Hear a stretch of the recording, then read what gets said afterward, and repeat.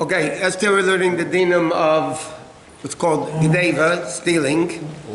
We discussed that even a kolshu, any amount, no matter what it is, if you're stealing, it's stealing. In a certain respect, we were discussing yesterday that if you steal a pruta, something that's the lowest currency in halacha, so then in a certain respect it's a little bit better because then you can rectify it by Yeshivas Agzela, you can fix it by giving back the stolen article. Less than a pruta, there's no chiyuv, there's no obligation of returning it. So if you're steal a good amount, that you can have at least the ability to fix it, rectify it a little bit by stealing. Okay, now, what happens if you take something from somebody, like you take a paper clip or a little a pen, you borrow without permission? Because generally, we didn't mention this then yesterday, but shel shalei midas, if you borrow something without permission, it's a machlekes in the Gemara what you are, but the halacha is, shel shalei midas is a gazlan. He's stealing. Because you're borrowing something, because we learned before, yesterday we were learning, that even to steal something, to give it back, even for a joke, you're still not allowed to do it. So if you borrow something without permission, it's actually called stealing. But halacha says if it's something that's insignificant, the guy doesn't care, you come and take a paper clip or, use his pen. So even then, Kitzer, you've also been down midas chassidus, it's appropriate not to do it anyway, even that, because it's still, you're taking something of somebody else without permission. Also we learned that the din of stealing applies whether the guy's a Jew, non-Jew, it doesn't matter. Whether the guy, in fact, in halacha, it's another interesting thing. The Alter Rebbe adds, whether you're a gadol or a katan, it doesn't matter if you steal from an adult, from a kid, it's still stealing under any circumstance. Okay, now, there's another type of stealing, is that you don't steal it from the person, but you happen to have in your possession an object that belongs to somebody else. It's not yours, you never stole it, the guy gave it to you, but you refuse to give it back. That is also stealing, even though you didn't do an act of stealing, you didn't take it, the person gave it to you, but the fact that you're not returning it when the person wants it back, I'll give you a simple example. A guy gives you something to watch for him, to guard for him. And then he comes to you and you say, no, you never gave it to me, it's mine, or whatever.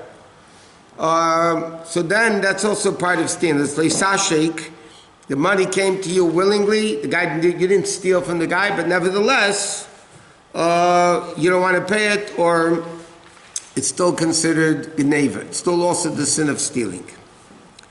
Now there's also a concept that halacha discusses, it's called gneva's das. Gneva's das, one more interesting thing we were discussing yesterday, which is a very important din. What happens if you steal something that's not tangible? So there's a machlekes in halacha, we mentioned this yesterday, there's a machlekes in halacha, if you steal somebody's Dvar Torah, okay, he said the Dvar Torah, and you're stealing it and making it as if it's your own. So we discussed yesterday, the Mishnah says in Pirkei Avos, Kol Eimer Davar B'Shem Amrei Mevi Geula Le'elam. If you say it in the name of the person you heard it from, you're being redemption, like we learn now from the story with Esther and Mordechai. So from there, a lot of poskim learn, a lot of poskim hold from that. It's not only, so if you don't do it, it's not only that you're not maybe go ululeilim. According to many poskim, you're actually stealing from the person. Other poskim hold that because it's not anything tangible, you're not stealing tangible. Like they bring the proof from the sound of a shofar, the voice of a shofar you can't steal because it's not tangible. So some poskim want to say it, Dvar Torah is not tangible, or Wi-Fi or things like that would not be a problem too much. But it's a big machlekes in poskim. Anyway. Especially if you don't remember who said that, it's even bigger problem. If you don't remember who said it, yeah. What about intellectual property?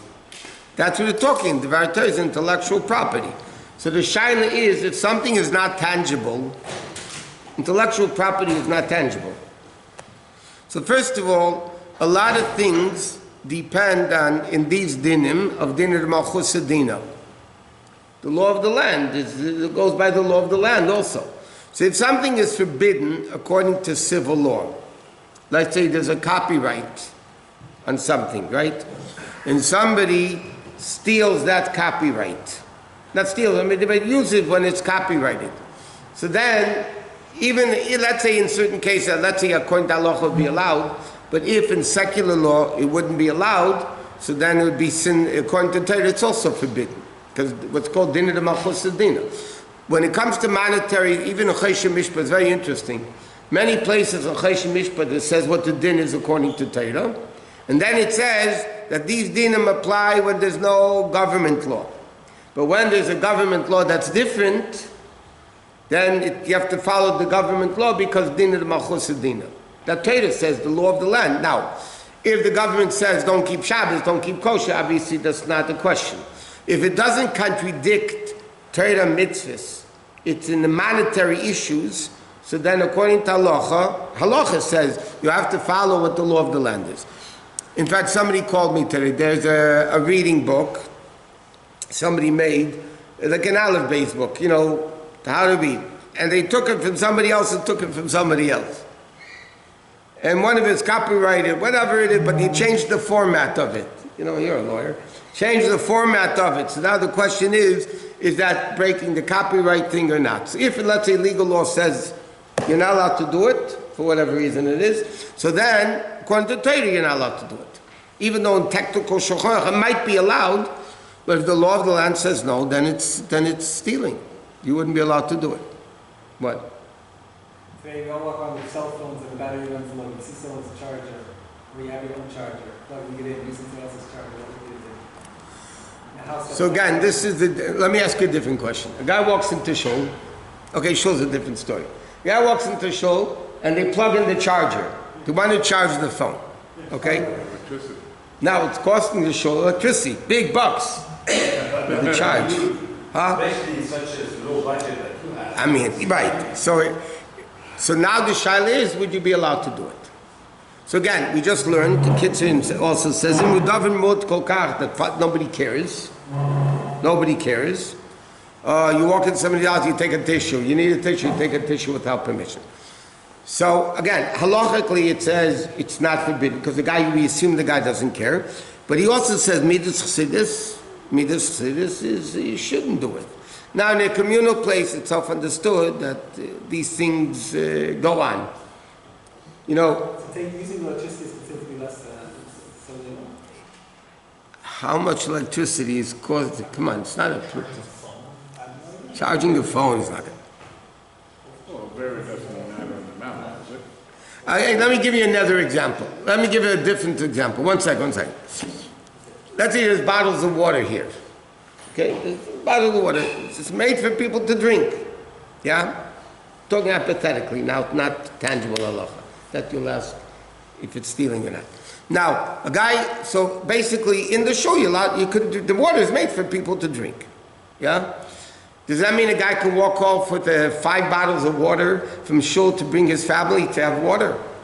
Or is it made to drink only in the shul? And I'm just giving you an example where you can have a shaila with this. The bottles of water, let's say, what do you look at me like that? I don't know that answer. But is it made for people to take I don't know home? what it's made for. We buy it so people have I it. guess it's like this. Walking in The purpose, if you think about it, I'm not talking you start drinking a bottle, you start drinking a bottle, you didn't finish, you take it home. I'm just getting a hypothetical case. Think about it. Is that called stealing? The bottles of water, again, we're talking even a pruta, even one, not a cent today, it's a nickel or a dime, which is but just think about it. Bottles of water are there in the shul to drink in the shul. They're not made to take home. I mean, that's not the point. They're not the bottles of water, not made to take home. So now the question is, are you allowed to take home bottles of water from shul without permission? You know what? I'm not saying yes or no. I'm just saying, in this area, we'll work it out. Are you suggesting that I have to start buying water? Yes, don't take the shoulder bottle So of my home, I have to start buying.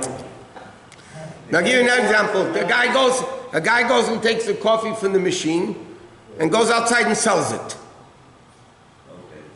Yeah? Split the profits of the show, I mean, The question is, if it's made, no, and this is, by the way, I'm serious. We're not talking the show will be money for everybody. That's not the point. But hypothetically, if the bottle of water is made to drink in the shul. Does somebody have a right to take it home? A fresh bottle, take home for the kids. And you think about it, it could be a shaila of stealing. That's not what it's made for. You say the bracha, then it's not. No, if it's stolen, you're not allowed to make a bracha on it. The Gemara says in Bava Kama, "Ein zeh mevarech al menayitz." If somebody steals something and makes a bracha, so not only you're not making a bracha, it's despicable. You thank the God, hey, look what God, I just stole it. I'm thanking you for what I just stole. So the Gemara says you're not allowed to make a bracha. It's not a bracha, by the way. A big din. That's not kosher food. Huh? That's something not kosher. The Gemara in Bava Kama is speaking about stealing food. You're talking about b'chlal. If it's food straight, you're not allowed to make a bracha on it either. Even if pikuach nefesh, when it's permissible. No. If it's pikuach nefesh, then it's hutra, or tchuy at least. So then you're allowed to make a bracha on it. No, you have this case, not for now. It's getting off topic. But what happens? Somebody made a bracha on food. Okay, accidentally. They thought it was kosher food. Then afterwards, they found out it wasn't kosher. Can they make a bracha chrein on the food? And after bracha on the food? So you can't. In Shulchan Aruch it says you can't. How not kosher? Huh? No, I'm talking about mishtrein. Trade, not a granola bar that doesn't have hechsher. No, I'm saying. It depends if a granola bar without a hechsher is treif or not. I mean, again, what's the definition of treif? You know what I mean? So what's the answer? Do you make a bracha on after? No, you don't. It says if you found out it's treif. What? But if the hechsher is not your kind of hechsher, It's not the hechsher that makes something kosher. I told you I was once in a guy's house here in the show, this is going back 40 years ago. I came into his house, it was a Shalom Zacher, okay, for one of his kids, Friday night. And he had a drink on the table with not a reliable hechsher. Let's put it that way. I'm not saying with the hechsher so I can't get sued. It wasn't a reliable hechsher. So I said to him, you really shouldn't have this in the house because it's not a reliable hechsher. So he said to me, I was shocked when he said, but I answered him. He said to me, I'm not going to burn in hell. The Meshkiach who says it's kosher is going to burn in Gehenna. That's what he said to me. So I said to him, let me ask you a question. There's a bottle of poison. And the health department stamps it, it's healthy, super healthy food. And you drink it. Who's going to die? You or the Board of Health? Come on, be realistic. So then, the question is, the definition of what is the definition of what? You mentioned about the intangibility before, about stealing something, right? Right. Non-tangible It's a big item. machlekes in Poskim, yeah. So, because you said a few moments later that when it comes to the marshal something minute, let's say like borrowing someone's charger or whatever, because it didn't really affect me, there was no particular effect, then who cares? Or the minuscule electricity, right? Right. Wouldn't that have the same reverse effect, marshal, on an intangible because of the decrease in value? Nothing to do with genuine theft. So a good example would be an audio file. Somebody made music, and this audio file is for sale. You want to buy my song? $5. Fine. So I buy it. The more I distribute it, it just devalues the product. So Not only that, the guy is not getting the $5 per tape he said because you're giving it out for free. correct. That's what I'm trying to say. But That's stealing. But it's an intangible because it's in digital format. I didn't actually take something. No, but you're stealing money now. Oh, right. So you're saying The value of this object, this tape, it's the intellectual property. yeah, but it's an actual tape that's No, worth. not digital. It's fully intangible. Digital. So there's a big Intellectual property has Here's a value. lawyer. Correct. Intellectual value has property. It can be translated into a monetary value. Listen, you know how many of these singers, these big stars, they're suing each other for they took away their songs and they took away this and they took away their books and Logically, what's the machloek is if there's a direct financial effect, even though it's if there's a direct financial effect, it's definitely asra pidin. right. Oh, according to everyone. Yeah. Oh, because you said machloek, so I misunderstood. No, machlek is intellectual property, but that's not necessarily a tangible loss. Here you're talking about tangible It loss. doesn't matter because it didn't know who's anyway. What? But it doesn't matter because it didn't know who's dinner. Right. You're not allowed to say We're talking inside halacha itself. I said if, according to halacha, you can't use somebody's Wi-Fi, if according to civil law, you can't use somebody's Wi-Fi without permission. You can't get prosecuted. But there's another. I'm not saying prosecuting. Damages. You should be for it. You can't get prosecuted for anything you do today. I understand, but at the end of the day, a simpler example would be fire. That's a simpler example. It costs you money to get all those pieces of wood and make a pretty fire. Somebody's like, I'd like to light a cigarette off your fire. No, it's my fire. You can technically say that. It belongs to me. Yeah, but there's a din zanan of halachos. If I benefit and you have nothing to lose, so I'm a rush if I don't let you. Whatever. If I want to use something that I will benefit from and you won't lose anything from it. Like borrowing a charger, you lose nothing. Well, it'll use electricity. No, unless you push the wire. You're not around, but you left it on the table. Again, so that's something a guy doesn't mind. But I'm just saying that there's a din in the Gemara all over the place. If I will gain by it and you will lose absolute nothing, and you don't let me do it, you're a Rasha. You're like Midas Din. Bais Din forces you, by the way. Bais Din forces you to let him use it.